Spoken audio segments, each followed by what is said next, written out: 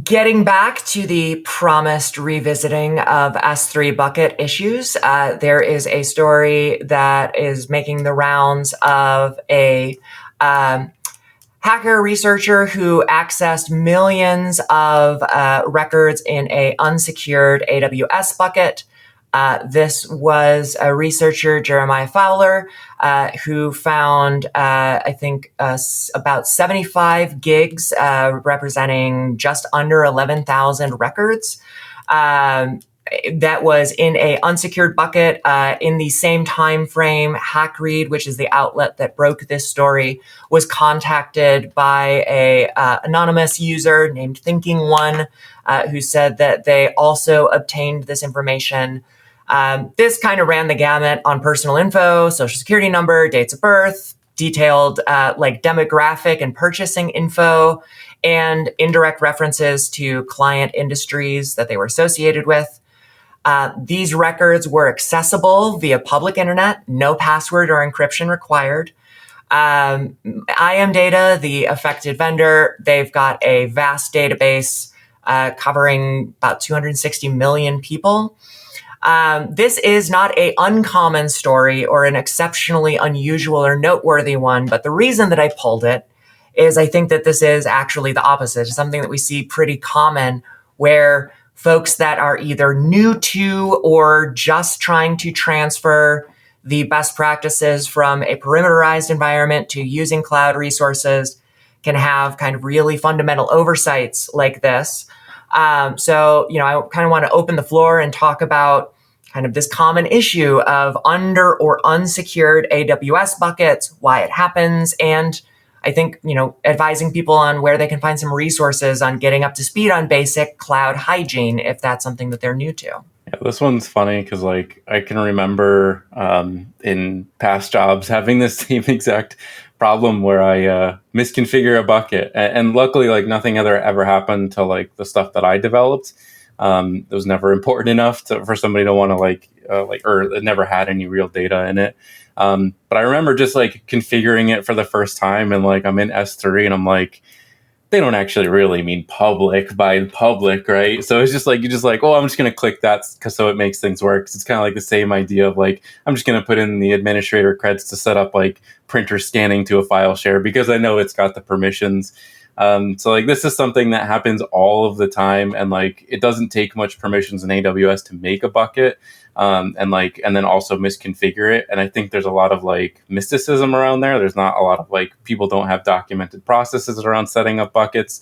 But I can tell you this is one of the number one things that threat actors and red teamers are going to look for if you tell them you have an AWS environment.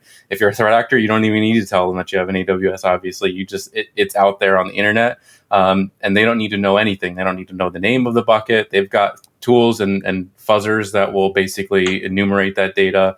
You're not going to be saved by obscurity here. And even Verizon, they had a breach in 2017, which is related to an S3 bucket. So this affects everybody. So this is one of those things that I would say you should be trying to scan actively. A lot of these red team tools, this is one of those bonuses of having the people make these tools, is not only are the red teamers using them, but as a defender, you can feel free to use them too. Some of the ones that I wanted to call out that are pretty popular is S3 Scanner and S3 Enum. Those are two projects you can find on GitHub that will help you scan, enumerate your environment. You'd have to play around with them a little bit and learn it, but at least you'll be seeing, you'll be emulating kind of what a red teamer would do or a threat actor would do if they were looking at your environment. You can, and you having insider knowledge, you can even kind of start to use that knowledge to even go further and figure out if they happen to get a step further, what would happen. But yeah, I would say just scan your environments. You have to know what's out there, even if you assume no, we don't have anything. Even if you don't think you have an AWS instance, you'd be surprised what people have spun up in their free time without telling anybody.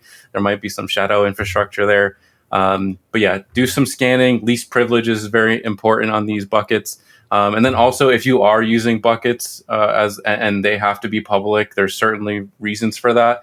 Just be documenting all the time and clearly name your buckets. Kind of state a purpose for each bucket. Do the best you can so that if anybody outside that you maybe didn't tell about the bucket, they can be okay, well, this is that. It's I know what's in there. I kind of have an idea what this is for. Maybe put your name on it so you can be like, I'll go talk to this person if I find it. So yeah, documentation, clearly naming what your buckets are for and what might be in them.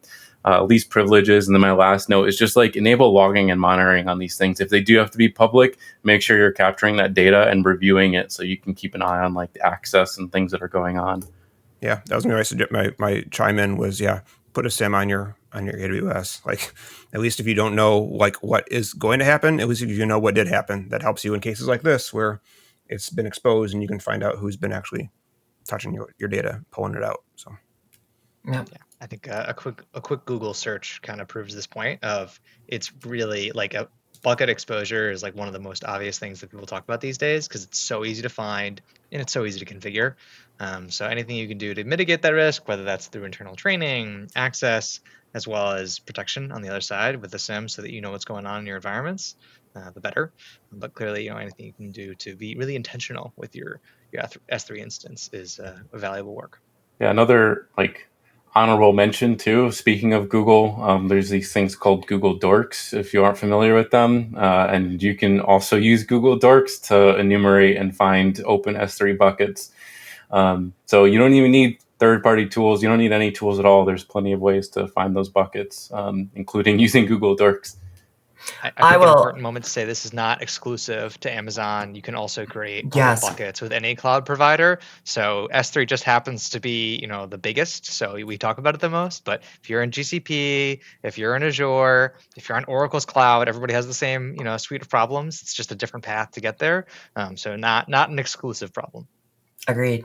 Good shout out there, Jake. There's a great, awesome list. If you've, been on GitHub, you've probably seen some of the kind of awesome lists of exhaustive resources on a topic. There's a great one for Google Dorks. I'll add that to the resources too.